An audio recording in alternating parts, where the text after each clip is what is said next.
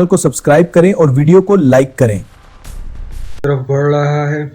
Salman Akram Raja secretary general of Pakistan Tehreek Insaf और जुनैद अकबर खान का ताज़ा तरीन ऐलान, महज एक एहतजाजी एस्टेब्लिशमेंट के ख़िलाफ़ फाइनल राउंड। ईद के बाद शुरू होने वाली इमरान खान रिहाई मूवमेंट के पीछे छुपे असल मकासद क्या हैं और इसका अफ़गानिस्तान और ईरान के साथ बदलती हुई जियो पॉलिटिक्स से क्या ताल्लुक़ है। आइए हक़ाइक़ का जायज़ा लेते हैं।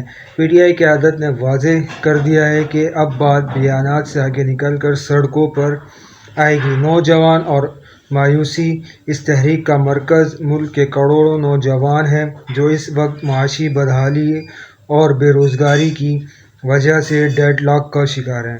ईद के फ़ौरन बाद का वक्त अहम है क्योंकि इस वक्त तक बजट और नए टैक्स के बोझ से आवाम में इज़्तिराब मज़ीद बढ़ेगा।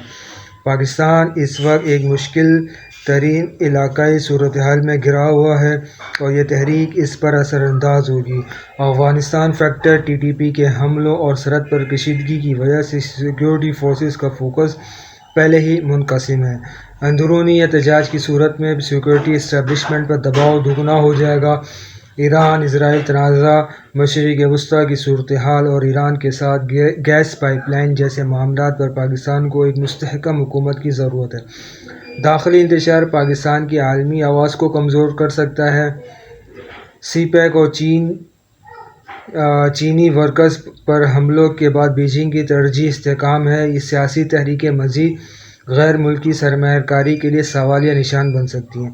यह तहरीक महज एक सियासी एहतजाज नहीं बल्कि प्रीएम्प्टिव स्ट्राइक मालूम होती है। PTI ये समझती है कि अगर इस वक्त सड़कों पर ना निकले तो कानूनी जंग में इमरान खान को मज़ीद दीवार से लगाया जाएगा।